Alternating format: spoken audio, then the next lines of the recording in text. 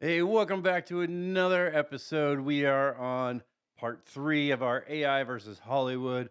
This one I am most excited for because we are talking aliens. No, not xenomorphs. Those are lame compared to what we're talking about. We are doing our Chat GPT, Biofracture, Broken Species, AI sci-fi TV show. We're talking all about the aliens in our show. That's right, the Braxolites, the Slags, and the Skrill. We're going to be breaking them down. So let's get geeky. We're geeks from the multiverse. We've come to unite all geeks. Now it's time to get geeky and dive right in, 'cause we're geeks from the multiverse.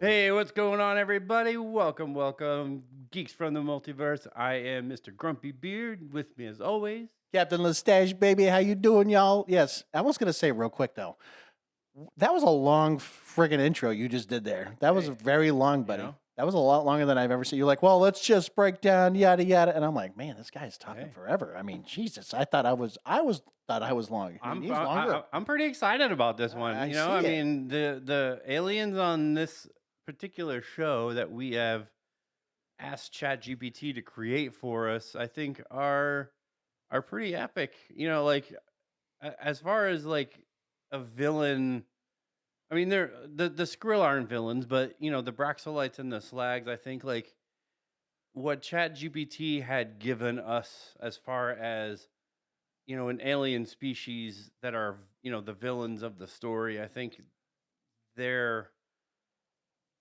not just like, you know, an alien species like the xenomorphs or like things that we've seen from aliens. Like they are kind of a complex.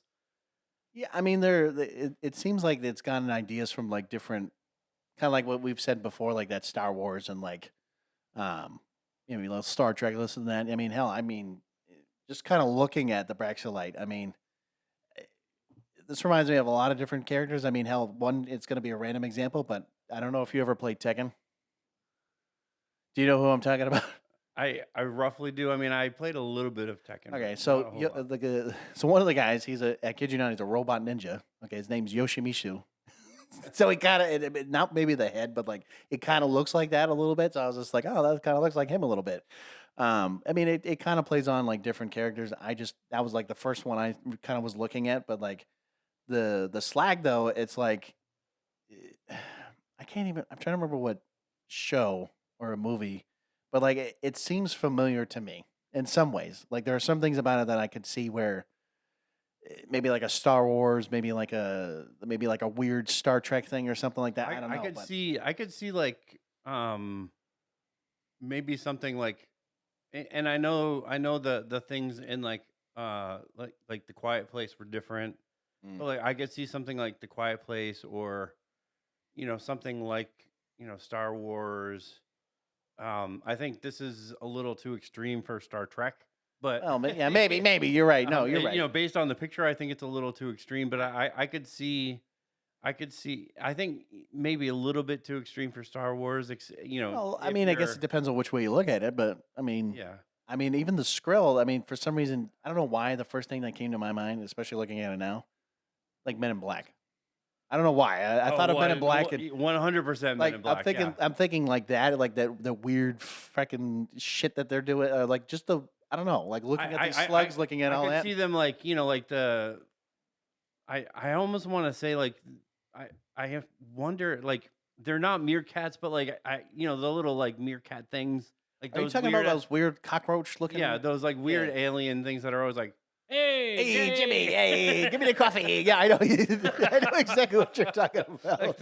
Like those weird ass. I couldn't remember the names, but yeah, no, because they're like, Hey Jay, you want some coffee? hey, come on. And they're like, oh, and you're like, whoa, hey, these Like, guys I don't are... want coffee from you, cockroach things, whatever you are. Never But like, mind. I could see them, like, when they're going back to like the Men in Black headquarters, like these things just crawling on the floor, like, going all over the place. Like, what are you? Well, like, my hey. name's Agent Skrill here. And yeah, it's like, hey, Grid, hey, Vex, like, they're making some weird noise.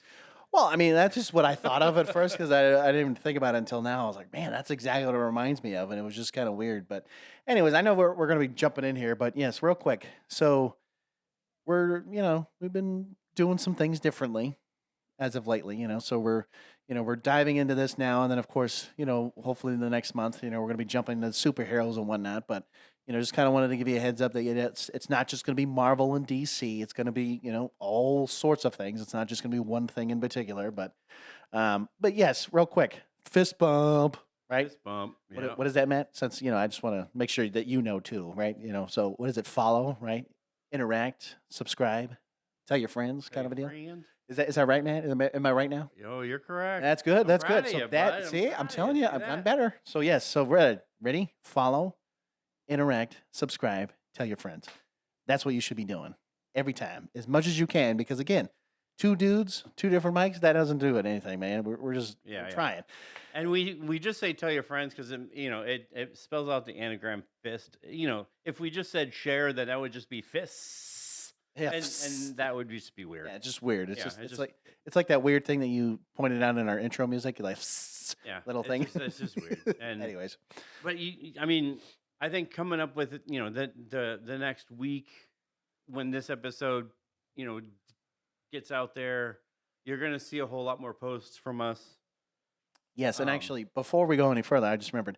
Yes, so technically, yesterday will be Mother's Day. So yes, to all you mothers out there, happy Mother's Day. Enjoy your day. Guess what? Don't worry. When Father's Day comes, we're gonna be telling you.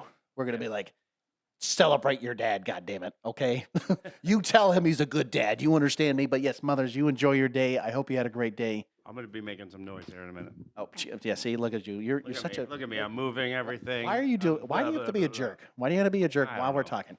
Anyways, back to you, mothers, real quick. You guys are amazing. Mom, I love you.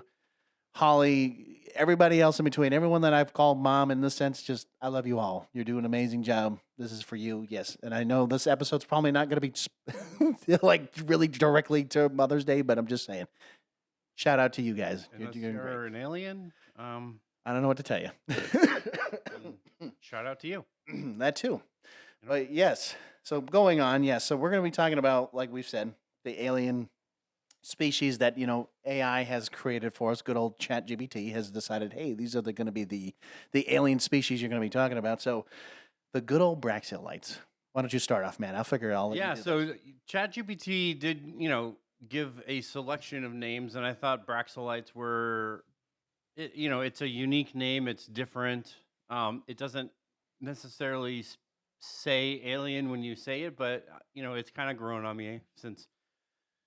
Doing the notes and putting it together, I was like, Braxilites, okay, Yeah, sure. Well, it sounds interesting enough. What are they? So basically, the Braxilites are an intelligent alien species. They're highly aggressive, and they have zero regard for any other species than their own. They're very oppressive, cold, and emotionless. If you didn't already get that from what I was saying. Well, I was going to add too, it's kind of weird, and I was going to say this real quick, is that species, it kind of reminds me of like if you took General Grievous, maybe not made him elongated, but kind of rounded a little bit. You know what I'm talking about? Since you're looking at this a little bit. Kind of. I mean, I'm throwing it out there. I mean, it's not exactly like General Grievous in the sense he's got like a kind of longer face and kind of a skin and bones kind of thing. This one seems more like a and I think Grievous had more like he was just kind of a face and parts, right? Where this looks they're like, and we'll get to their like physiology, but they are skeletal, biomechanical, organic tissue with synthetic enhancements. So they do have like flesh. Right. I mean, Where Grievous had like kind of like I guess RoboCop, like he just had body parts with you know yeah. I mean, there were mechanical parts. robotic, and the rest of his body was just robotic, and he had like the heart and the lung thing and the in Well, his head. yeah, it was more like a spine, a head, and, like you said, the lungs, and like maybe some nerve endings of some sort. But like other than that, it was like, Yeah, there you go. but these guys are not just random parts of a body. They have a full body with a full skeleton, but they have biomechanical stuff built onto them. Yeah, it's like almost like armor in a sense, like putting it on to Yeah. them. But they do constantly, try to work and advance their species. They genetically modify, they alter their own DNA, and they consistently add, different tech and synthetic modifications. Why do they do this? Well, ChatGPT decided that they're a dying species. Which, you know what? For what it is, I think it's pretty cool that, they gave them some sort of like purpose on why. Right. On why they're doing all this. And I'm like, because I feel like in most like probably in a screenwriting table, they're like, yeah, I don't know, maybe they're just doing it just because maybe they just want to go and conquer the Right. world. But like So it was like, why do they constantly genetically modify and alter their DNA? Why do they add all this tech? Why are they highly aggressive? Well, let's give them a reason.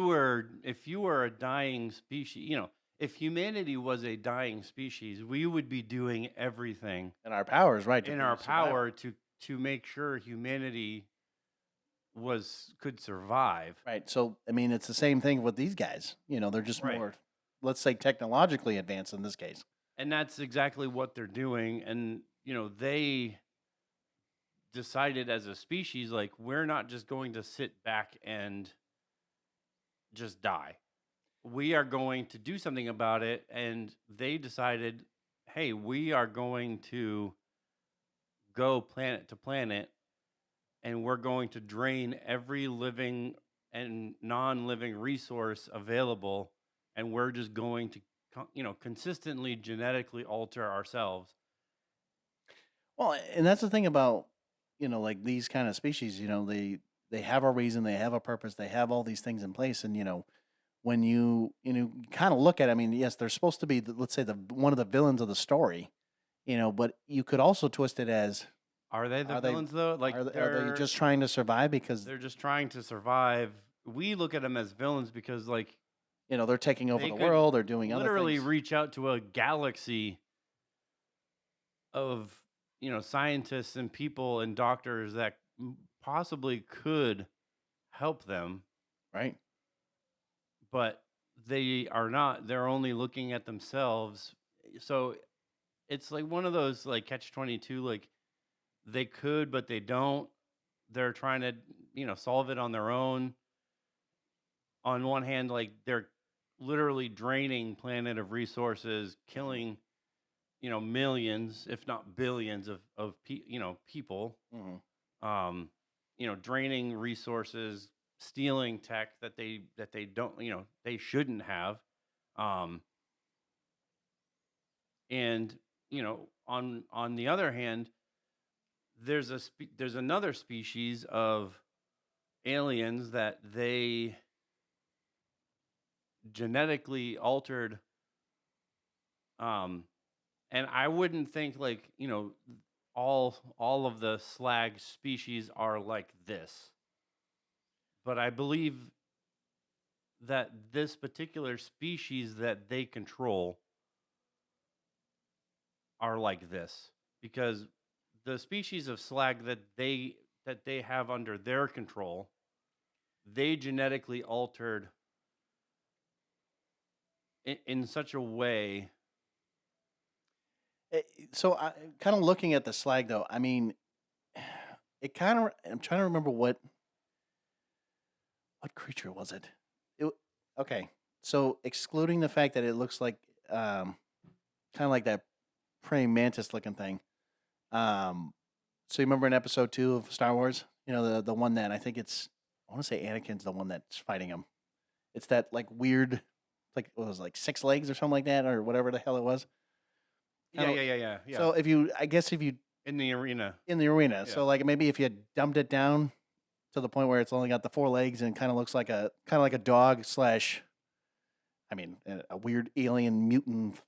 I don't know what to call it. I mean, So yeah, there's just so many things you could add to it, but they I believe what I had done was they don't really have like a face per se. They have like obviously the mouth with the you know, the teeth obviously, like Yeah. they have rows of teeth within their mouth. like a spiky back, right? I guess. But they have these glands on the sides of their heads on each side that allows them to breathe in pheromones because they don't have a need for like eyes or ears or noses, but they have these huge glands on the sides of their heads that allows them to breathe in pheromones, and that's what So that's how they can track.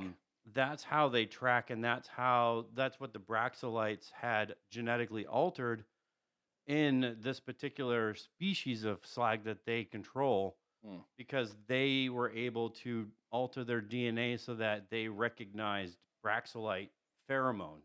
Okay. So they do not attack Braxolites because they recognize them as their own species. Yeah, that makes basically. But they use the slag as kind of their own weapons when they go to invade a planet. So it's sort of like they are not like they don't invade the planet themselves first.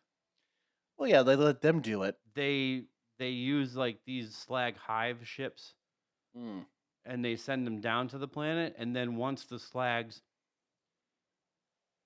are kind of just released, they just multiply and spread, and Right. they just keep going. they just kill everything in sight, and then the Braxolites will land and Clear the rest. and they will harvest, and they will basically just Probably gather resources, start gather building the things, resources from the planet, and they will they will mine, deplete the entire planet of any mineral resource that they have, and then just make weapons, And modify bounce. themselves. Yeah. So they might stay there for a little bit, but then basically they bounce. They take what they take, and they go, and they're gone. And the slag, I think what ChatGPT and I were talking about the slag is they do have very short-lived lives. So they don't last very long. So once they like invade a planet, like the Braxolites basically just leave them there and they restart again. So the question is this just be my question. So if that's how they do it, then they have to have some sort of like, I don't know, fertilization, or what I'm talking about, like having some sort of like farm of things where they can just like keep multiplying the slag. Yeah. And keep going and going, and there's always a new stock, a new supply. So yes, I would assume. yes. But Well, we can move on to the slag because they're not as they're not as in depth as the Braxolites are. So we can go back to the Braxolites. I mean, it doesn't matter to me. So yeah, well, the slag are not as in depth as the Braxolites are, so we can go back to them. But All right. yes, so the slags are more, I guess, animalistic. Like we said, they are controlled by the Braxolites, but they attack and kill and consume pretty much everything. ChatGPT suggested that they are, and these are kind of like, there are certain like fish and certain other species that they're all designed to be males. Oh, the slag? If you look at kind of like Jurassic Park, like they were all designed to be, I believe in Jurassic Park, they were all designed to be females. But there are certain fish that exist, currently right now that they're all males, except for like a select few that actually change their gender to to right. become females. And I'm assuming that's kind of the same way with this the is slag. kind of like when we were talking about the slag. This is like me and ChatGPT when we were. I was wondering how you were talking. When we were going back and forth of what they look like and their appearance and their physiology and their behavior. They are all males until they're released. Once they're released, there's potentially like not all of them, obviously. Like they won't all change to female, but maybe like a select few become female. And then that's where they start reproducing. I would rather you not go into how they reproduce, but I won't go into that's that. good. The idea was either they lay eggs, much like aliens, like they laid like those types of eggs, or literally like in if you watch Animal Planet. I'm not going to go into that, but yeah. Brown chicken, brown cow. Oh, okay, gotcha. Okay? A little brown chicken, brown. Brown chicken, brown cow. But they run on 4 legs. The back legs are longer than the front ones. Each foot has a 3-clawed toes they use for clawing and scratching their prey. Well, it almost looks like, so it kind of just reminds of course, like dinosaurs. But then, of course, what is the descendant of a dinosaur? By the way, Matt, do you remember? With the exception of the head. Oh yes, no, I'm you know, like in Ghostbusters, the when the gatekeeper and the key dogs master turn into the dogs, with the exception of the head and the clawy back. I mean, yeah, I could see that. Very, very similar. Very, very that. similar. But they do have like fleshy, sinewy bodies with hardened, bony protrusions like jutting out of their spine. The front leg, elbow joints, so they have like these really hard, bony, spiky things coming out. It almost looks. I'm telling you, it kind of looks like if you took like a chicken leg, but and of course like a longer one. But it kind of, the physiology wise, that kind of what it reminds me of a little bit. Like if you took that same kind of style for their front hind legs, I guess if you want to call it. Yeah. So they have, like I said, they have no face, like no like eyes, nose, ears, like you would expect, right? Like a creature like that to have.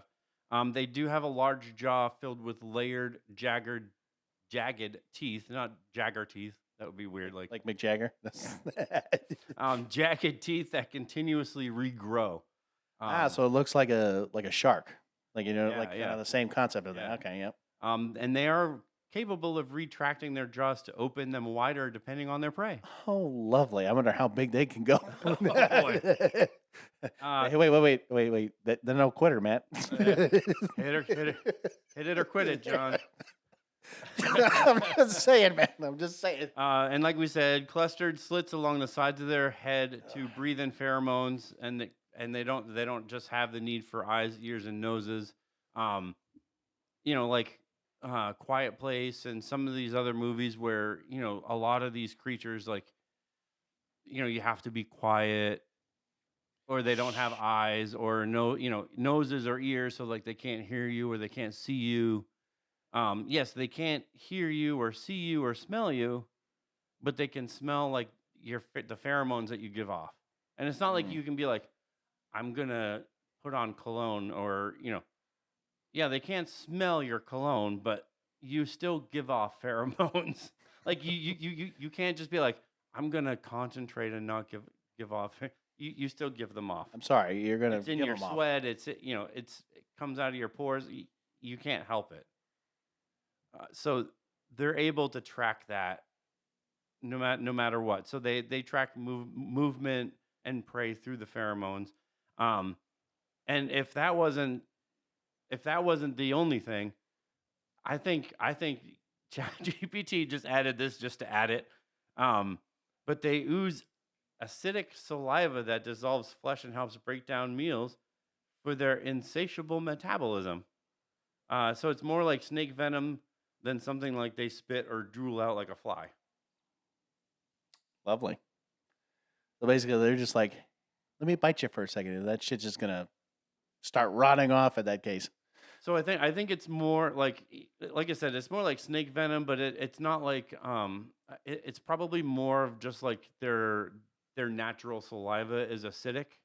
So when they're eating, it naturally just dissolves whatever they're eating. Well, no, right. I'm just saying. So, like, let's say, God forbid, it was like one So of us. it's not like they're running around and they're like haktua Yeah, what they're a little hawk to it now. He's like, hey, yeah, a little hawk to it back at You're you. just running around like, oh my god, it's a slags in there. You just Hawk to haktua, it. haktua, Hawk to it. Where you going? Hey, wait, hold on. Hawk to it. No, I was just saying, like, the fact that, yeah, if it was like one of us or something like that, right? So if it came after us, I would assume, like, God forbid it bit my arm, I would assume that it would start to kind of like, you'd see kind of like rotten flesh kind of happening if because of that Yes. acidicness. That's Yes, why.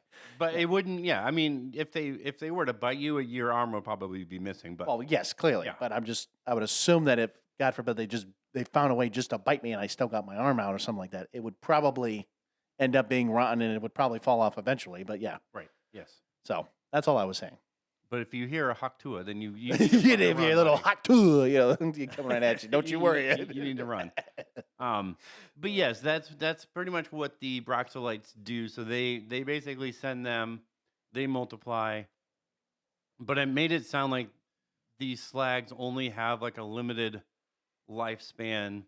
But they were very like they don't really like respect them as a species. They're basically lower than dogs. Like they're not Well, they're tools for them, but they're basically to the point where right. they're dirt. Once they use them and they get what they get from the planet, they leave the planet. They don't care about whatever the Skrill do because the Skrill are basically like cockroaches. Like they will just keep like they don't have control over what the slags do.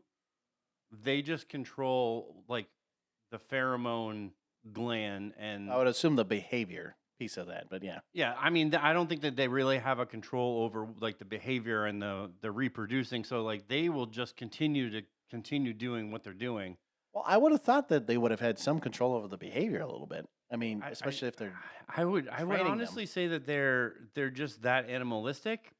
But I think once like the planet is just there's no more prey, the slag just won't do it. I mean, maybe they'll just attack each other. I don't know. I mean, I guess they're animalistic to that point, but I don't know if they would really do much of anything else. But I don't think that they would really. Maybe they would take a few, like well, yeah, taking to still take the reproduction. I you know, understand that piece. reclaiming the hive ship and taking like as many slag as they can. But I think they probably would just leave the majority of them on on the planet. Well, I would also assume with the, with the slag, slag. Sorry, um, they leave them. But I mean, my guess is, they're not trying to leave a trace. My guess is they're going to get everything off the planet. Basically, it's just a bunch of dust. But like, they'll find a way to probably blow it up. Is what I'm saying. Like, Yeah, I don't know if the Braxolites really care that much about leaving. that's what I mean. Or at least find a way to blow it up. I think they're more interested in making sure they don't die than they are like, hey, let's not leave anything behind. I think they just care about like we Well, there's got what we nothing got. left. Let's move on. Well, I know, but eventually, I would say the planet would probably blow up anyways, depending on what kind of I mean, it would. it's possible, but I don't think that they're. I mean, their goal isn't necessarily planetary destruction. No, Like, they're more or less like we're coming in. We're sending the Skrill so that there's no your planetary defense is non-existent, and we're going to mine whatever we mine. Well, it almost sounds like it. Maybe not on the scale of like Galactus, but like kind of that same idea where you're coming in and take everything out of it. But Yeah, I mean the slags basically create chaos. They weaken a planet's complete defenses. I mean, if you think if they came here, oh, we'd be screwed. the entire military would go into full effect trying to destroy the slag. Yeah, They're multiplying like crazy. I think the slag would completely decimate any military. I mean, I think they probably, I mean, maybe not through like tanks and shit like that, but I mean, I want to say, but the only way you'd ever get them to basically die off is maybe nuclear. And guess what? Even missiles. I mean, think about it. You still have a blast radius. You still have all this, so it doesn't mean that you're not going to kill people at that point. You can try to evacuate as best you can. Napalm or I mean, go nuclear, but then you're like, okay, well, we're gonna kill millions, if not billions, if we just go, nuking the entire planet. Well, once you push one red button, what makes you I think don't that nobody else is going to push that big red button? That's what I'm saying. I don't know. It's a whole conflict. But again, we're talking about. But then once the Braxolites come down, I mean, they actually do have weaponry. They have their own. They have weaponry that's attached to their bodies. They have weapons that they've built. Again, they would be. They're actually using Skrill as weapons at this point. They've captured the Skrill. They're using the Skrill as weapons. So I mean, you still have to deal with them as a species, right? On top of that, so I mean, you have slags running around eating everything in sight. I mean, I'm sure they're fully capable of ripping car doors off a car. Oh yeah, like ripping through metal with their mouths. And if you think like I'm gonna go hide in this car, no, you get 4 or 5 of them and they're ripping your car doors off. No, I think you're screwed. Maybe if you go hide in a tank like Rick did, you might be okay, because I don't think they could probably rip through a tank. But I don't know, man. I guess the pure imagination. you could have your wildest dreams come true. Who knows? But back to the Braxolites and how they look. Yes. So they are tall, skeletal, biomechanical. Their bodies are blended organic tissue with synthetic enhancements.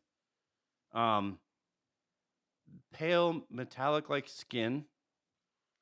And I thought this was kind of interesting because ChatGPT kind of like made this into, these glowing wire-like veins. Yeah, and I see it now. That glow different colors depending on what each Braxolite function is. So some might be a warrior or a scientist, or you might have your more elite, right? Braxolite. And I thought that was kind of interesting, like especially like looking at the picture. And we're gonna post a picture. I believe it goes on Tuesday, so you can check it out on our Facebook and Instagram. I believe is where they go. Yeah, makes sense. But the picture, like, kind of this picture that I'm looking at actually shows 2 different colors here, so I don't know what that. I don't know exactly what that means, but well, it shows like a purple and a yellow. I mean, that's kind of what I'm looking at. So like, there's a little blue in there too. Well, I thought that was just kind of normal to their maybe vital functions. I don't know, maybe. But I did think that was kind of interesting, because I do think that not one Braxolite would look exactly the same because of how much they are, altering. They're modifying in their right. Yeah, how they are modifying and genetically altering their DNA. Like I don't think that not one would look the same from the other. I think overall they would look their bodies would look the same. Right. I would say maybe their face might be a little different, Yeah. Maybe scientists have. There is actually a second picture. I think if you go to if you John go to the if you John like to go somewhere else now, the alien renders you're talking about. Oh yeah, it's not in there either. I do have a second picture. Oh, okay. Yeah, it's the same one as. There is a second picture, one that has like weird alien like tendril things. And I thought that was kind of interesting. Like maybe that one's more of like an elite because it has like. It has more weaponry like octopus, kind of like metallic, like almost like Dr. Octopus, but it looks more octopusy, like, more octopusy, right? Yeah, yeah, okay. You know what I mean? Yeah, like James Bond. It looks more natural than Doc Ock's like metallic, finger things. Yeah, a little octopusy. That's all. Yeah, a little octopus. So it does smaller face. Slightly elongated skull with deep set glowing eyes. Yes. Some might have multiple eyes as a mark of authority. They have multiple various multiple tech enhancements. Like some might have tubes or wires, weaponry, other various tech or synthetic upgrades. And like I said, not one would look the same from the others because they're constantly experimenting on themselves and upgrading, changing, genetically altering themselves, adapting themselves. So not one is going to look exactly the same. Right. Like you can kind of tell in this picture, like he has weird things coming off his forearms. There's like weird wires on his shoulders. There's I mean, a bunch of things coming off like the back part of the shoulders. this is a great, like, if you're just looking at the photo, I know you guys can't, unfortunately, but, when you're looking at the photo, it's very detailed, for what it is. Yeah. And I mean, imagine if you could see this on a big screen. Just seeing that alone. I mean, the slag are going to be something else, but like this is very intricate. I can imagine if you saw like a bunch of the slag, just running and like, they're jumping up on cars and like you just see like that is going to be CGI all day. There's a few hundred of them. And then, in comes this ship and you see like probably like a few of these. A few of these guys and you see like, maybe some of the elite and they have these like huge tendril things coming out and you're just like, holy shit. Like, what the hell's going on here? Something's about to hit the fan. Right. And I mean, either way you look at it, I mean, looking at both of these now, dude, if we had to verse these guys, we'd be screwed on so many levels. There's no way that you could defeat these guys. And you have no idea what their actual tech is. You know what I mean? Like that's the problem. They could have tech that nobody has ever seen, and they're mining minerals that nobody probably has ever seen because they're on different planets. And well, I mean, technically, this the whole concept of the show was never supposed to be on Earth, and we're talking like what hundreds of years, well before even this is like we would be well beyond dead at this point. I believe it was 2794. Yeah, exactly. We would not be alive. Yeah, and it's not on Earth, so they obviously wouldn't be here. But I mean, that's not to say like they couldn't come here. Oh, great! Thanks, buddy. At least we're not going to be here to know that. But I'm just saying like they could very well come here, but yeah, it's not based on Earth or anything. I guess we can move on to weapons and tech. John. Oh, lovely. All right, so good old, excuse me, good old weapons and tech. Okay, so these guys, of course, they would rather prefer a weakened planet using their slag hordes first. Of course, we already mentioned that already. Yeah. They will deploy them, and then slag will kill and eat and reproduce like crazy, weakening the planet's defenses within hours. So my question is, are we talking like, I'm assuming several hours? It wouldn't just be like a. Well, yeah, I mean, it wouldn't be thing. Like in an hour, but yeah, I mean, you're talking like a planet that would be like either like like I mean, I only know Earth, but I would say like if they had a decent military and they have a decent planetary defense network set up, like well, I mean, we have the Space Force. I'm talking if if they had a decent military, like we do here, they would send, maybe a couple, hive, slag hive ships. Though they would land. Yep. Obviously, they're all males, but as soon as they get released, a few of them are gonna, suddenly just become a female. They're gonna start reproducing. Those eggs will hatch, and they're probably just as quick as they are, in the Aliens franchise. Like, they're going to hatch and they're going to grow within, maybe a few, maybe within a few hours. That's if you can get them. That's if you can kill one before they actually grow to their full potential. That's who knows? I mean, if you can, great. If you can't, then don't be surprised if you see a couple more coming. Even if they're, young, I would still think even the young ones are still just as vicious. So they're probably even worse. I would still think, even the young ones, even if it does take 2 hours for them to fully mature into the full size, you're still talking they're going to continue to reproduce. And if you're talking, there's a few hundred, you're probably talking maybe like, say there's 300 of them, maybe 100 of them are females. So you're talking 100 of them are going to probably birth another couple hundred. Well, then here's the other thing too. You got to think about. If they're gonna, you're right. If they're gonna continue, to keep going around the areas and in different, regions or whatever. I mean, let's say that we think the males are going to be worse. More than likely, if I'm not mistaken, most, especially animals wise, females tend to be a lot worse than the males. Yeah. So, like, how do they, differ from, what they can do versus the males? I mean, I don't know. Maybe the females actually, maybe they jump higher, or maybe they do certain things that the males can't do, or something. So there's all this possibilities that we don't know clearly. But Well, and the females were, I mean, the females in Aliens, like the queens were always much bigger too. They were huge Right. compared to the male drones in Aliens. So I mean, the females could be much bigger because they have to. right, they have to actually do- reproduce and they have to yeah. keep on doing it. It makes But sense. if you figure like if they do drop a hive ship, a couple hive ship, and there's 300 of them, 100 of them become females, they're going to be reproducing at a huge rate. So Yeah. 300 of them could end up becoming 600. Or more, then depending on how that many six- eggs they lay. That 600, now there's 200 females, and that becomes. I mean, 1,000 and- yeah, you you do keep the going. math. I mean, it just multiplies and multiplies and multiplies.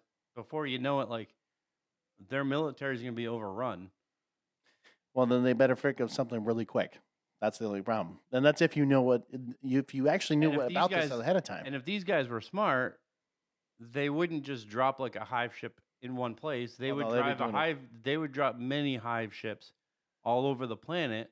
Well, right. I mean, let's say if we're just talking about our world and on Earth, right? I mean, granted, this is much in the future and different planets and all that. If it was just here right now, yeah, I would start in, let's say, the East Coast. And then I would, of course, do Europe and then do Asia and then do, like get all the different, like that's what, and then you continuously do that. And that's it. I would be dropping at least 2, if not 3, within the United States. Well, no, but like I said, with Europe Canada, and then, well, and that's what I then- mean with yeah. Europe and like Asia and Africa and all that. I mean, literally, just place it in locations, Right. and yeah, by the time you're done, you'd have the whole planet. There would be nothing left at that point. Yeah.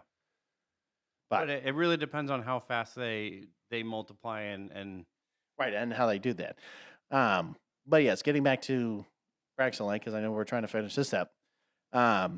Yes, so their primary weapon is their Skrill-based weapon, using rare minerals from the Skrill homeworld to create high-powered weaponry that function using imprisoned Skrill in cartridges. So yes, if this is where Matt and I talked about this a little bit, but there's a game called High on Life, which is from the creators of Rick and Morty, and they created this game.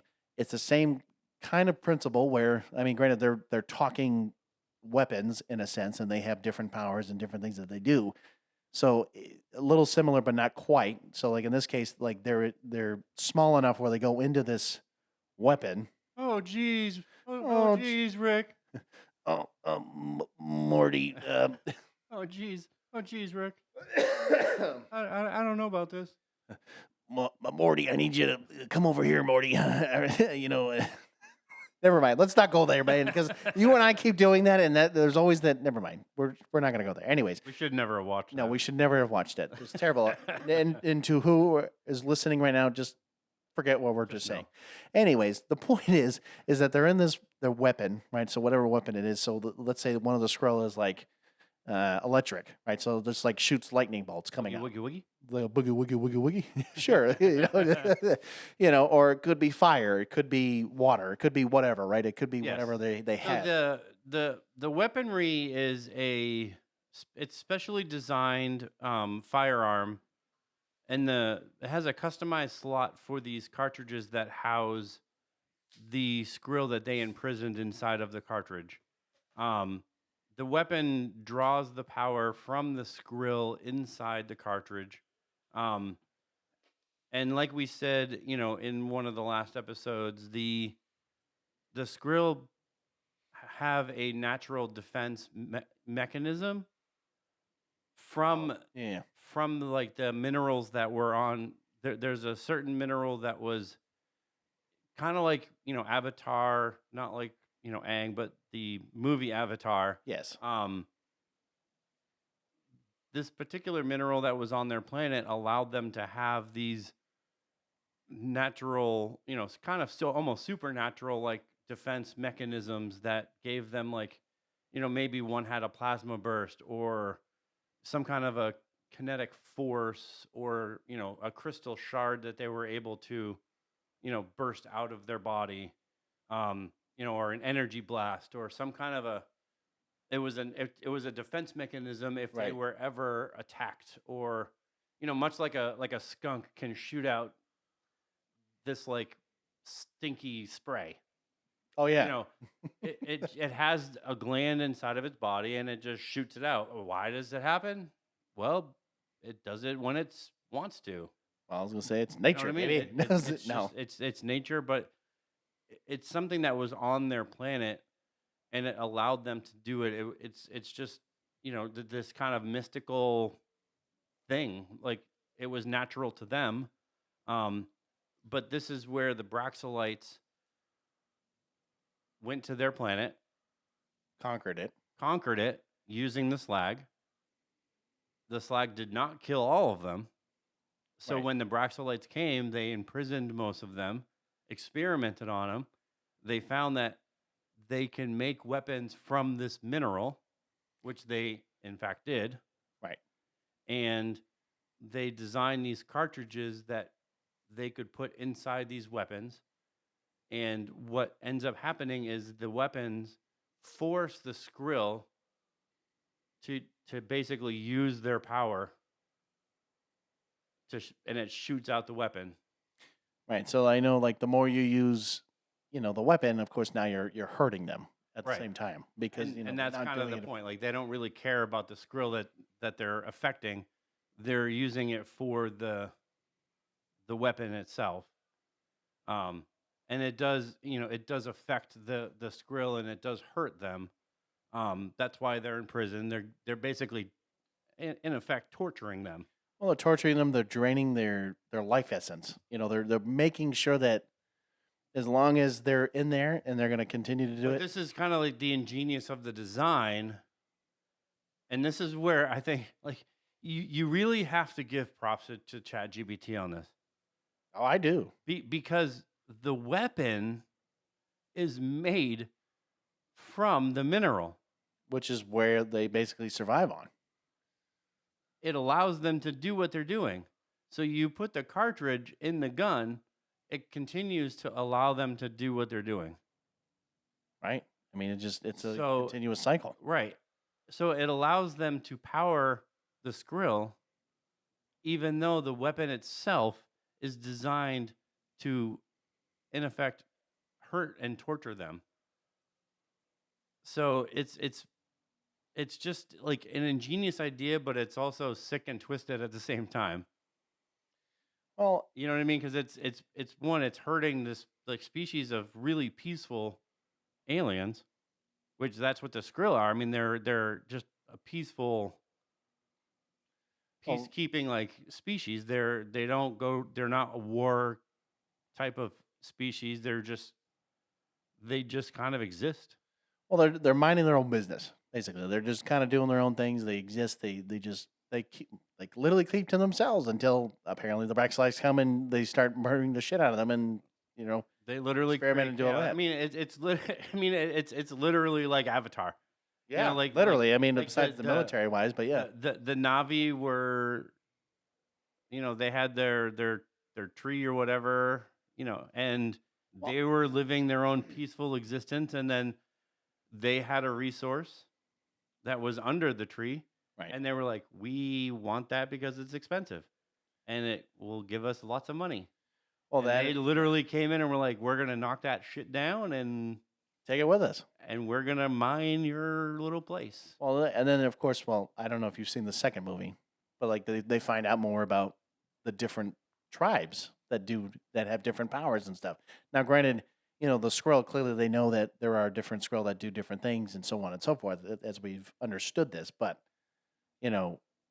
I mean, Well, the Braxolite do too because they have different weapons that do different things. well, that's what I mean. That's Yeah. what I'm just saying in general. Like where if we were talking about Avatar, and like no, they didn't know that there was other tribes Right. about different things. Yeah. But anyways, yes. But aside from that, like they do have also, they have some brutal melee weapons that are made from other various materials, fused with living energy. They have like the shock batons. I would assume that they're different from like what you see in Star Wars.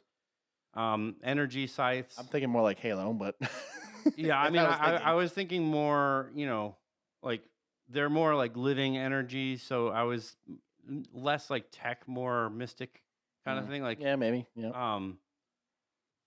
probably maybe a mixture of both. Synthetic, stuff like that. But energy scythes, or like chain like tendrils. Um, again, it going more alien like with the weaponry. Right. So it's not like, some of these things are, like batons or scythes or like things that you would see, these are I would say more alien-esque. I was about to say, I was like, yeah, alien-like, alien-esque. Yeah. Some of the high-ranking Braxolites would wield modified Skrill weapons that can drain Skrill's essence over time. So they ensure prolonged use before the creature expires. That's what I was talking about, the So, whole yeah. draining of life and, keeping them in check, but also realizing that it's almost like, and I'm going to say it, this is going to be weird for me to say this, but like, it's, I'm going to hate doing it, but it's like the gas chambers, man. Like, cause I mean, when you do that versus like, putting them in concentration camps, like they kept doing the prolonged use and they basically worked themselves. I mean, granted, we're talking about a cartridge here and a weapon, but it's the same kind of idea. You're literally doing that, imprisoning them, continuous long use for however long. Right. Some of And them survive, some of them don't. So they're legitimately forcing them to do what they're doing when, normally they would only be doing that if they needed to. well, and that's what I'm saying. Like that. Like, you don't have skunks just walking around like spraying shit because they want to. Like, they do it to tell you to get like, the hell away from them. most of the time. Like, we think most of the time like skunks, like, oh, if you see one, it's just gonna spray me. No, most of the time skunks run away from you. It's because when you see one, most people, like, yes, if you have a dog, it's because It's gonna go right up to their basically Right. butthole, and they're gonna be like, Your dog is running after it, it's gonna spray you. And most times, like when some people see a skunk, you're running after it because you're like, go away, go away, go away. It's gonna fucking spray you. Most of the time, if you see a skunk and you just stand still, it'll walk away. it'll walk away. Unless it starts walking up to you, and then you're like, I'm just gonna back away slowly. Yep. And then you start backing away slowly, and if it starts running up to you, fucking just run. Start running the other way, son of a bitch. But most of the time, like I've seen a skunk like as close as John is to me, and in my mind and in my body, I'm freaking out. Well, I'm just like, dude, don't spray me. Don't spray me. This is gonna take a while for me to take this out. But yeah. But it's like I just turned around and I walked away, and you know what? It didn't fucking spray me. It smelled like ass. And I was like, don't fucking spray me, don't fucking spray me, don't fucking spray me. me. You Don't do that asshole. shit. You little fucking asshole. And you know what? Oh, It didn't spray me though, and it is what it is. But I think, for them, like it's a natural defense mechanism that they don't use all the time unless they have to. Mm. And the Braxolites are just using it all the time. So yeah, it's very painful. It's like torture. Mhm. And yeah, for a species, they're not just like slugs. They're also, I would say probably more semi-intelligent. Like they're not going to be reprogramming your computer or flying a ship. Mm. But they are able to communicate and talk to you and, have a conversation with you. Granted, it's more through like telepathy. Right. in the way that they communicate, but they're not going to be flying your ship or telling you how to reprogram a hyperdrive or something.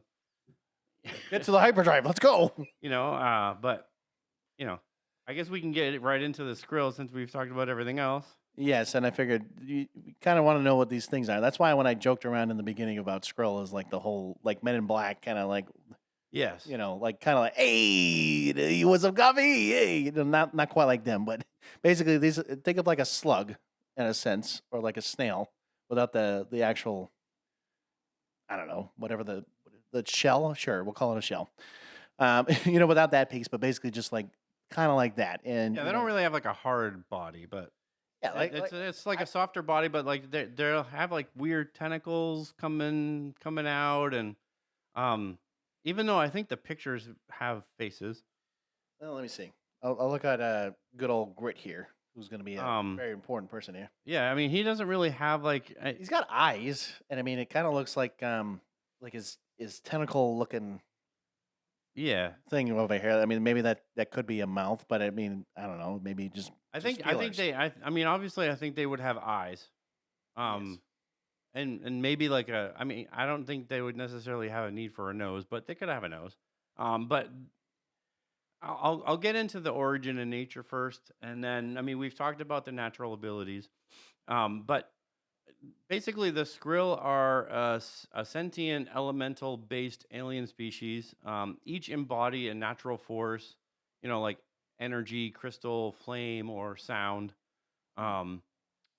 Once they were a proud and free species, they lived harmoniously on a resource-rich homeworld. It once contained a rare mineral called scallium. Which is the ones that Braxa like decide, hey, we're gonna steal from you. Yes. Their homeworld is called Coravis. Coravis. That's a ChatGPT thing. I don't know. But it was once rich with scallium until the Braxolites came and basically harvested all of it. That was also what Kays had found. He had found he had found basically a good hunk of scallium on his planet, and when he had found it, he was like, "Oh, I think this might be worth something." And then when he brought it back, they were all like, "No, this is just a stupid rock. Like, it's not worth anything." Right. And he kind of chucked it, and then Kip, who was his other friend, was kind of like, "Oh, I'll pick it up. Maybe it'll be worth something later on." And then It turns out that was what was actually, that's why the Braxolites came to their planet, because they realized that there was scallium around, and they realized that there was scallium on the planet. Right. So and it's funny how it's extremely rare anywhere else in the galaxy. So if the Braxolites had scanned a planet and saw that there's scallium on the planet, right, then of course you're like, damn right, I'm gonna go. Damn right, we're going down there. Yeah. So that's it's naturally occurring scallium anywhere else. Like how it got there, who knows? No, all I was gonna say was it's how, to me, it's like when you're looking at the story, so far, right? It's like you're looking at two, like we've talked about in the beginning with the human like characters, right? They're kind of stupid and they're a bunch of losers, and some of them are, not all, but like was it Kays? That was the smart one. No, that's was that? That was Kip. Kip, yeah. Kip. So he was more gullible. I thought he was kind of like that naive. Zip. Yeah. Man, these damn names, man. Now we're going all over the place. I think it's Zip. Okay. Because his name was Zep. So Zep. I think it was Zip. Yeah. Okay. So him. Okay, we're gonna call him for a second. He just, it's like, oh, like I'm kind of naive, but like I just want to follow him. Not a great leader, not nothing. Just kind of wants to be part of the in crowd, kind of a deal. In some ways, it's like, you're dealing with all that, and then you're looking at this. Well, we're gonna find out Grit here in a little bit, but like a guy who's just, he's part of this like peaceful planet, does all this stuff and that, and it's just crazy to me. Like you look at a piece of rock and you're like, fuck it, whatever. It's just fucking dirt. And you fucking throw it away, whatever. And you don't think about it, right? And you're just sitting there like, what you think might not be important I don't know. I guess I just find it interesting that ChatGPT found that significant.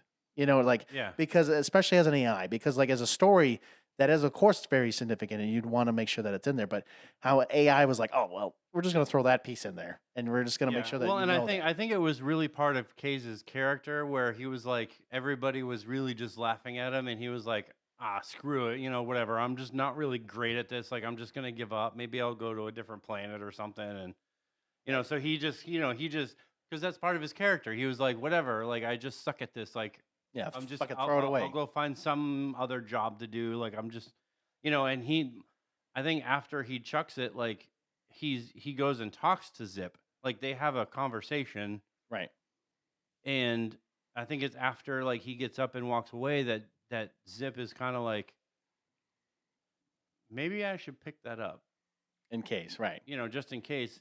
And obviously like he doesn't ever mention that he picks it up True. He just picks it up just to until have. until after they've already left the planet. So like I don't think even in the show like you would even know that he went and picked it up. Right. Like I don't think that would even be revealed because you don't even know that Kaze is going to save Zip until after the invasion happens True. because you don't even know what the rock is.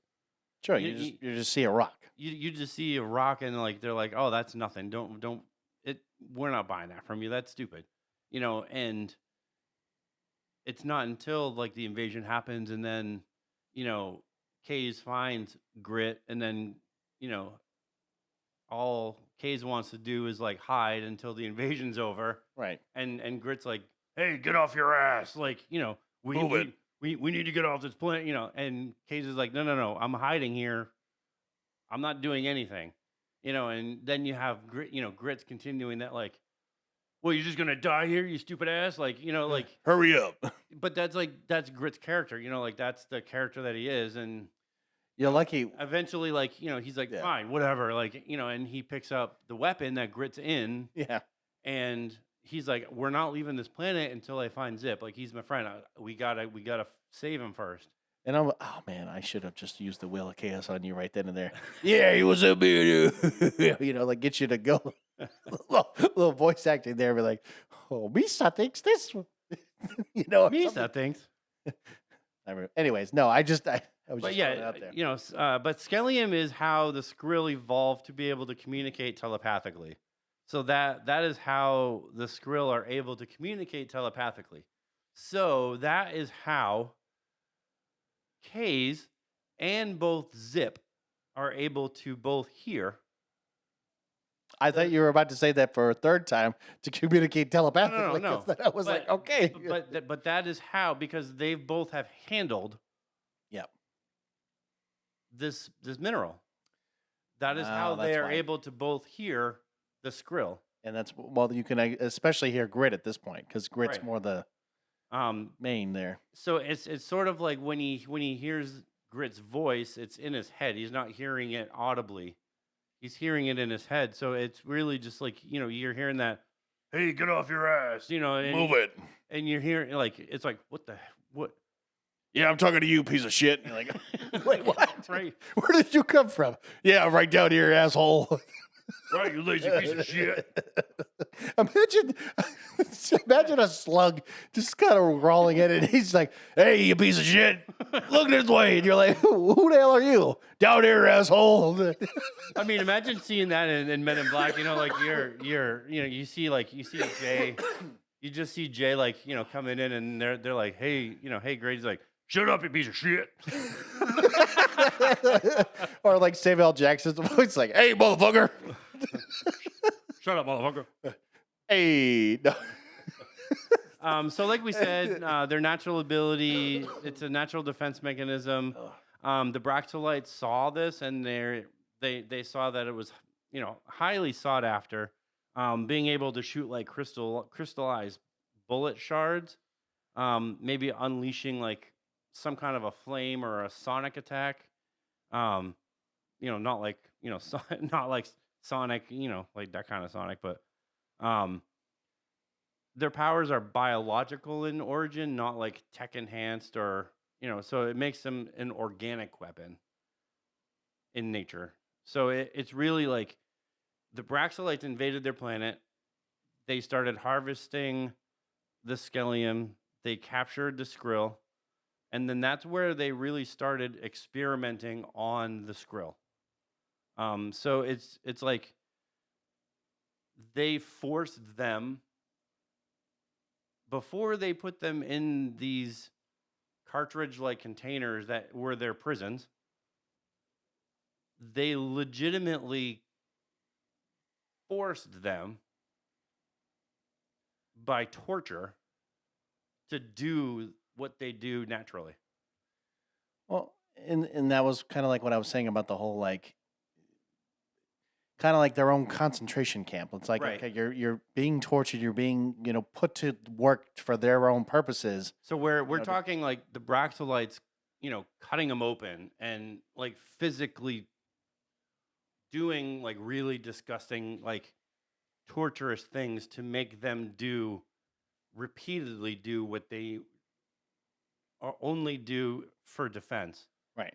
over and over and over again to see how they could build a weapon to mimic this. Well, and also see how far they can go. Right. Because see where the limitations are, see what can be done without again killing them, of course. And so like that's what I mean. It's like these guys, even though yes they're trying to advance themselves, still be a species of their own. I mean, yeah, I mean you could have so many different concepts like the whole Avatar thing. I mean, again, I mentioned concentration camps in World War II. Like, you can have several ideas and put them into this. And I mean, if I saw this in a TV show, like I'm not saying if they did go graphic and show like roughly what they were doing. I think you would have to because the one thing like when I was chatting with GPT about this, Were you chatting with GPT on this, or were you chatting it with is ChatGPT? ChatGPT, but I didn't know if you whatever. were chatting with ChatGPT or But when I was chatting with GPT about it, Okay. Yep. the one question that I always had was like, how do we make the Skrill like a legitimate character? And I think like what it comes down to is like you have to show them in such a way that you have to give them one a heart, but you have to show them in such a way that creates that like heart-wrenching Well, feeling in somebody's stomach that goes, oh. Well, it's like they Like- again showing the human emotions without being again human, but like showing them in a state of like, how can you like if somebody was to relate, how could you relate to this? So and this is where like I think right in the beginning part of the show, like you have to show that, like you have to show them doing this. It's gonna be rough. It's gonna be. And it's gonna be rough, but I think you have to show them doing this because if you go right to them like just invading, Kaze's planet, and you just show grit, there's no emotional connection. Or But you show them and you show them just doing this. so what? Sorry, what you could do is you could show a little bit.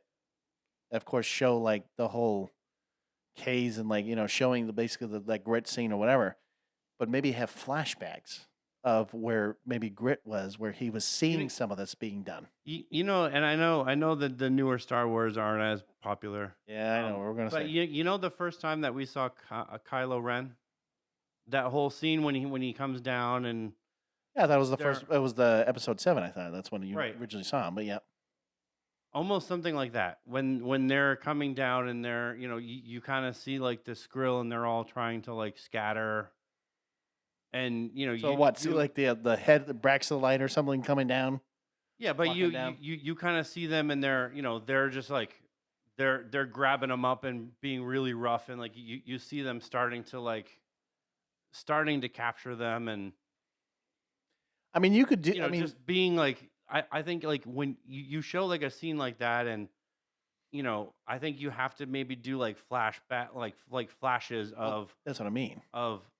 But you do have to show something of them being experimented on before you show Grit, because as soon as you show him, like you have to have that feeling of like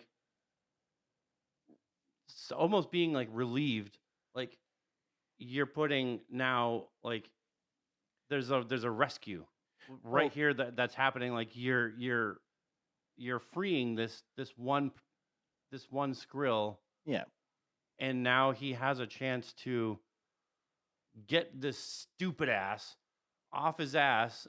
You know what I Hey, mean? Like stupid ass. Yeah, no. like you have a chance to get this guy redeemed Right. who doesn't want to do shit after what you've just witnessed happen to his planet. Like I think that's kind of like the redeeming factor. I mean, right. And I was also going to say, I mean, whether you do my idea or do the idea of that, I mean, you could also eventually you could even show like Grit or a few others like having flashbacks of maybe the Braxolites invading, showing certain parts of that again, and kind of like giving you that memory of like, oh shit, and then they're like, they see their best friend being literally tortured or cut open, and Right. being ripped apart, so there's other things you can do for sure to get that emotional piece out of it, but I mean, yes, you want to have that investment piece to them, especially if they're going to be a very vital part of the story.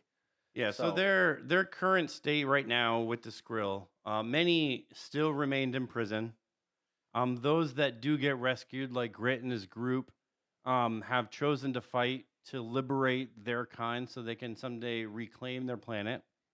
you mean what's left of the planet? But yeah, What's left? Yeah, I mean, what's left to it? Many other Skrill, however, died at the hands of either the Braxolites with the experimentation, or at the mouth of the slags, not their hands, but yeah, their mouth. um, and there are an unknown number of Skrill that did manage to escape the planet are in hiding. And then, well, you and I talked about this too. Like they kind of like some of them that want to, liberate their planet. Some of them just choose to still stay in hiding because they're done trying to liberate, trying to go back to where they were. So like they have the A different. lot of them are mindsets. still imprisoned by the Braxolites. Well, So yes, a lot of them are still, that they still are either still being experimented on, or the Braxolites are still using them as weapons, or right, they're, in waiting to be used. right. So like that's what I mean. So Yeah. it's like, but it's funny though. Like we've talked about that. It's like their mindsets. They're not all the same. They all No. have their own minds. They all have their own thoughts and And opinions. that's So where, one of the ones is Nova. Like the trauma of captivity, experimentation, a lot of them have been deeply affected. Nova's one of them. Her mental state, reflects the brutality that, especially, she's endured. Um, the imprisoned Skrill cannot activate their own self-defense ability on their own while inside the cartridge, so they cannot do it on their own. So it almost sounds like because of the torture and all this stuff, like they've been now trained to It's, rely on this it's cartridge. I think it's because of the cartridge itself. Well, no, Um, yeah, well, I mean, I think it's partly due to the experiments done on them, right, and that's but what I would think. I think it's the properties of the cartridge too. Well, and that's where that behavior kind of comes in too, where like if you train that behavior, and yes, the scallium is the one kind of responsible for them getting the defense mechanisms, but once you add on top of that with the behavior, Right. now they're reliant on that no matter which way they look at it. So Yeah. So even if freed from the cartridge, they may not even be able to use their ability on their own without the presence of Skellium constantly around them.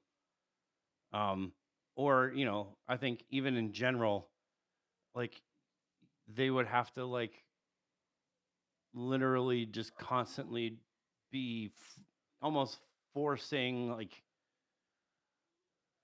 just really forcing it. no, I But agree. I agree. some want to be free and go, and just go into hiding. Others do want to join the fight, but there are others that have a more tragic mindset and just literally just want to die. I think, and that was actually ChatGPT that gave me that, and I was like, damn. Well, that's pretty raw. ChatGPT went dark on that, and I was like, that's really dark. Where you're thinking like, I hate saying it, but that's true. I mean, that's you want to talk about human emotion in that sense. I yeah, mean, you're getting real deep and real raw real quick when it comes to that. So, I mean, most people would say like, "Oh, it's fucked up." But I'm like, unfortunately, if you think about it, if yeah. if some people went through that, what makes you think that most people wouldn't think that way?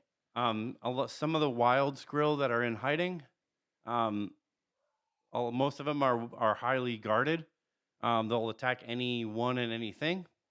Others just want to be left alone. They are considered hardened.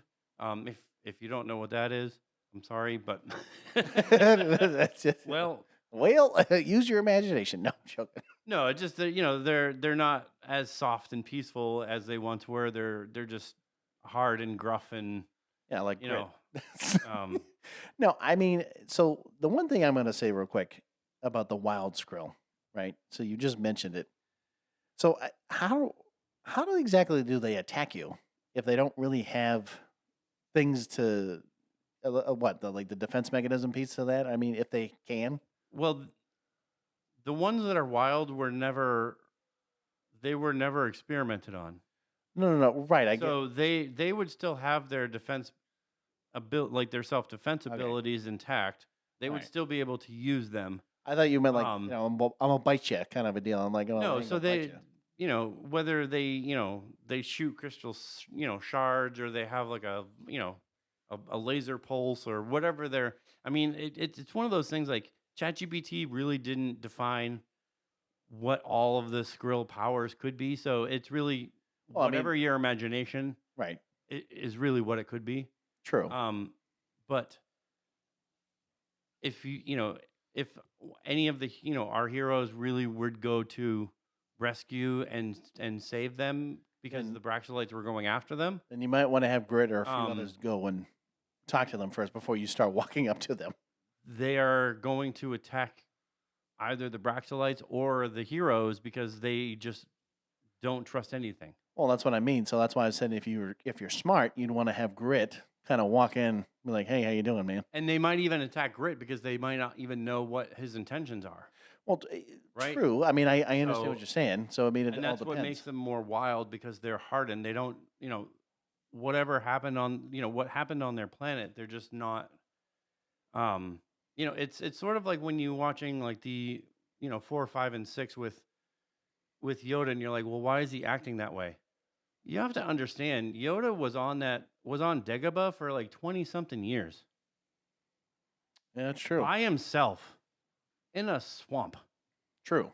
He spent how many years around people, teaching children, We're talking the first with 3 episodes, Jedi, fighting right? with clones. So well, I mean, right. If you look at the first 3 episodes and then like anything before that, He spent 20 something years. I mean, and granted, he was like 700, 800 years old. yeah, it's So 20 years is probably nothing. But when you're by yourself a long and time. with nothing but bugs and weird swamp creatures, you're probably a little bonkers. As long as you don't start singing that damn song, buddy, I don't care what you do after this. Then shut up. Shut up. Anyways, no one knows that. It's okay. No one needs to know that. So yeah, just to kind of close it up here, they do almost look kind of like a mixture of snails, slugs, and maybe millipedes. I mean, that's kind of what I Um, was thinking. Yeah. but they do have like short tentacle like appendages. I guess every Skrill does look slightly different. It could be dependent on their natural defense abilities. If you look at Vex, which you guys can't look at Vex, but you will be on Tuesday because we'll be posting those pictures. Right. Vex is green, and you could see on the pictures when we do post them, he has these like really crystallized green spikes on his back, Right. Where you look at, like and Grit. those would actually shoot off of his body when he is attacked. So like when I look at Grit, I mean, it's like not even close to being like Vex, but like it's almost like he has like a smooth kind of body, and then like has like little tiny little spikes, but not enough to like it seemed like to do a lot of damage, kind of a deal. Right. I mean, And he's energy based, so he gives us like in these energy bursts. So I would assume like those little spikes, which are softer, they look softer to me. But I would Yeah. assume like they would give like that. That's what would give off like the burst of energy. that, or maybe his whole body just kind of emits energy or whatever. Could be. Yeah, I mean they're energy bursts. Juno, I believe, I don't know what she. has like an energy pulse. So hers outside, that's a continuous laser blast, is what it is. Yes. Yes. And then Nova, she is the one who's more mentally scarred from the trauma. She does, like, when you look at her body, she has these like really weird red um pustules. I want to say pustules. I think that's the right word. Sure, we'll call them that. But they're like red orbs that are on her back. Yes. And that's exactly like what her powers are when she normally has her self-defense mechanism. She pushes those out of her body and they basically explode. And the power of those, ChatGPT gave me the explanation of they are equivalent to 100 grenades going off at once. I mean, that's crazy. I mean, when you start to think about that for a second, that's a lot. That's for a one. lot. For one, not Just for multiple, for one of those. For one of those. That's insane. That's insanity. Dude, I- a whole block would be, not, I don't even know how big it would be, but it And I asked ChatGPT, I said, 100. Are you sure? yes. And it said, yes. And it's due to her emotional scarring and trauma. Well, so it amplifies it more in a It sense. has amplified the power of when she actually uses her ability. Well, it almost sounds like, if you think about it, it's kind of like Scarlet Witch. Like in that, you know what I'm saying? Like the emotional piece and then like, So I think oh. naturally it might have been maybe like a grenade, like, you know, like maybe a it's just couple, an yeah. explosive orb, but because of her emotional trauma. the emotional trauma, yes. Yikes. I can only imagine. You don't piss her off. That's all I got to say. So yes, the Skrill heroes are Grit, Vex, Juno, and Nova. So Grit is kind of a gruff, no-nonsense war veteran type personality. He just would love nothing more than to start killing Braxolites. Well, it's kind of like what we said before, you know. He's exactly the opposite of Kaze. He's highly motivated, self-starter. He's not a sit-around, do-nothing type. Vex is a calculating strategist. He prefers like stealth kills. He chooses not to say very much if he does. It's probably because you're dead. Because I told you so. Juno, softer only in speech, has a mentor-like personality. She is more compassionate, but she's definitely not weak. She's tough as nails. She's more, I guess, like mother-like in personality. Yeah, I mean, because mothers can be soft, but they're also tough as shit when they need to be. when they need to be. So that's, but this is Zip actually gets Juno as like the weapon, right? So that's where, you know, Juno kind of helps Zip kind of be like a mother, almost kind of mentor. No, that makes sense. Then good old Nova, and then Nova really, I think you won't really see Nova be used until maybe like the end of the series. Yeah, well, at least the first season, if it ever did. Yeah. So the voices. Good old voices, just like my dog Bucky, who won't shut up. Anyways, you know, Steve Bloom, right? So he'll basically be doing the voice of Grit. Well, we hope, if we were to choose it, right? Because I mean, this is little AI doing this here. Yeah, this is ChatGPT casting. I mean, obviously, this is not a real show. It probably won't ever be a real show. But Stephen Bloom, he would be the voice of Grit, and he would also do various like Skrill voices. And he would not be doing the voice of Bucky because he won't be shutting up. That's for anytime soon. But yes, no. So he would be doing some of the Braxolite alien elites. Yep. But Steve Bloom, if you don't know who he is known for his distinctively deep voice. He has done Starscream in the Transformers franchise. He's done Sub-Zero in the Mortal Kombat franchise. He also has done Ares in the God of War video games. Yes.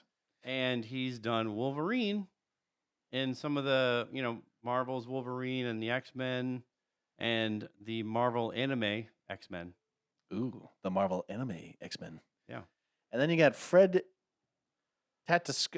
I can't. I think it's Tatascore. Tatascore. Anyways, he, if I'm not mistaken, is actually the voice of.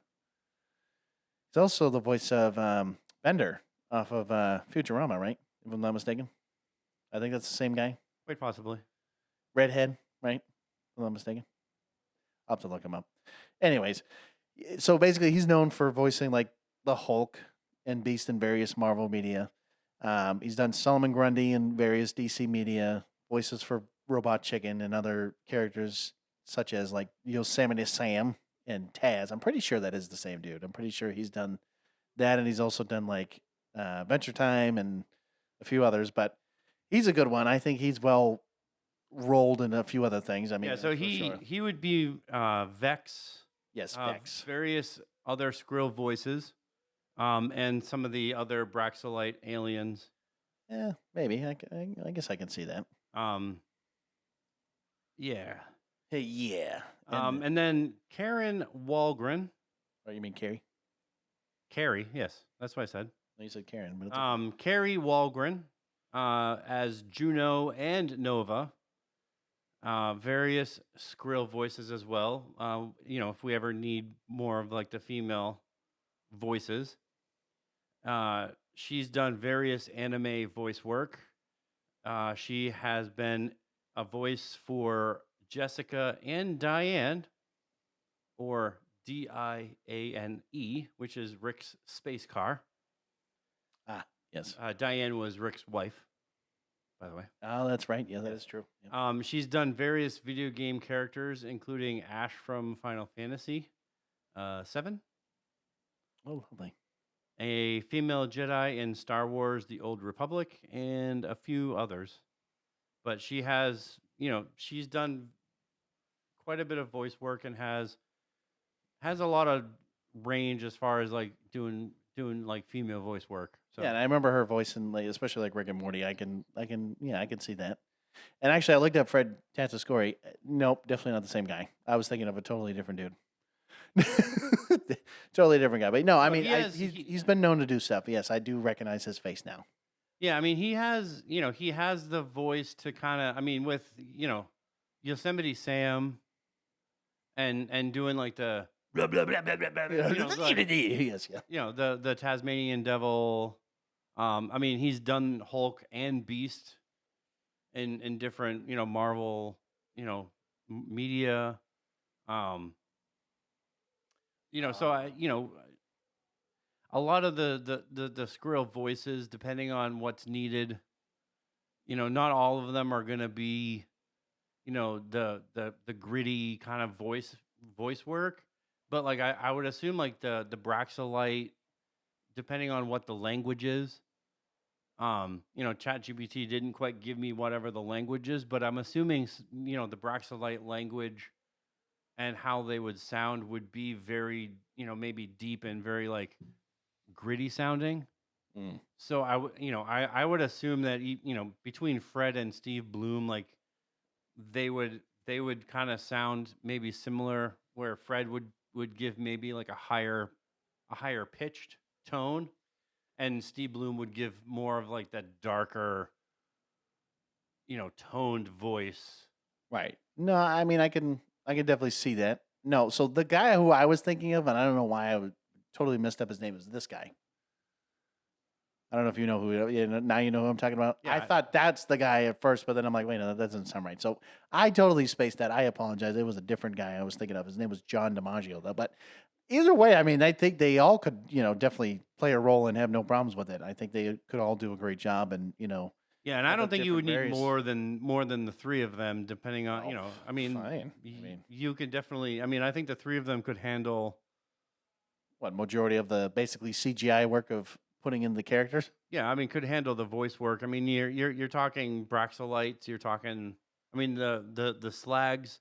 I mean, you could easily have somebody come in and. That's okay. Maybe what we should do is have Matt record, kind of like what he did with the Predator. just something weird like that, and just start recording. Oh, yeah. What, you gonna do it? Go ahead. I gotta find it first. Oh, hold on. Let's see. He's gonna show you his rendition of the Predator. Let's see if he can find it. That's the question. And here we go. It's a slag. Oh! No, like, like that version of it, it's like, again, like that was like, wow, look at that shit. Like that, I was surprised. I was like, you sure you didn't like just copy it off the internet? He's like, no, I had to sit there and record that shit. Easily somebody could do something like that where you'd have to know, like, you'd have to really recreate a sound, or you have to kind of start from scratch. You can't really do the whole Predator thing, but I think that's what you'd have to do. Just you'd have to find somebody who can be willing to recreate, kind of get that sound going and see what really the slag would sound like in a sense, Yeah, but I mean, if you were gonna make the noise for it, I think one between Steve Bloom and Fred Tatasciore. I was wondering what you're gonna say. Go ahead. I think Steve and Fred. Yes. He's done Taz. He's done Hulk. They each have like their their screams and different various grunts and things that they do. Well, maybe they both do like a similar sound and they kind of combine the two together. Who knows? So I think it's not with that, not within their realm to like do. Maybe you do bring in somebody who can do creature sounds. Right. Yeah. I don't know. We'll see. I mean, I think as far as, there's not a whole lot of, I think, most of the Skrill could be done by, even if you ask like David Harbour. Oh, maybe. Or one of the other, human characters, be like, hey, this gives you an opportunity. Maybe not like, Joseph Quinn or one of the actual people that are interacting with, but like Skrill, you bring in like David Harbour and be like, we need you to be one of the Skrill, not like Grit, Vex, Juno, or Nova, but like we're in this episode we're going to be rescuing this, and you're not in this episode. Why don't you play this? Could we use your voice? Maybe like not doing the Russian accent or whatever accent. Right. You do whatever voice you want. Norwegian accent that you're using, but like doing your normal accent. Or it could be different. I mean, you just got to know what the character's doing in that sense. So, I think you could possibly bring in like one of the other actors and be like, hey, could you double over and do this voice? Oh, right. And if they ever say, hey, you ever do voice work or like voice, or even if you brought him in and said, hey, we need you to do a grunt, like or something stupid, or something for the slag, like and see which one has like the better like can do like the like something that like. So they could do those noises for like when the slags are attacking, because you have to have somebody that can do that. Like when you're in front of like the screen and right, you have to have somebody that's like, that's what voice work is. No, like you're literally looking at the screen and you're making the noises for what they're doing. Right. No, man, I feel like that could be your calling, I don't. I think you could definitely do that, buddy. I can't do it. Like Popeye right there. But never mind. We're not going. Anyways, we gotta. Yes. So, anyways, boys and girls, and whatever else you want to be called out there, we're finishing up this part. Hopefully, it's not a slag. If you want to call yourself a slag, if you want to call yourself a slag, I don't know what to tell you. You might have a problem. You definitely have a problem. At least you're not a furry. Anyways, whoa. I'm sorry. Yes, sorry, not sorry. I don't know. Whatever. Right. So the point is, we're finishing this up next week. We're going to be talking about imposter syndrome or the imposta. Impostables. The impostables. And yes, we're going to be talking about all that fun stuff in the evolved episodes, so our what we used to call serious episodes, and now we're going to be talking about that. So. Until next time, boys and girls. Stay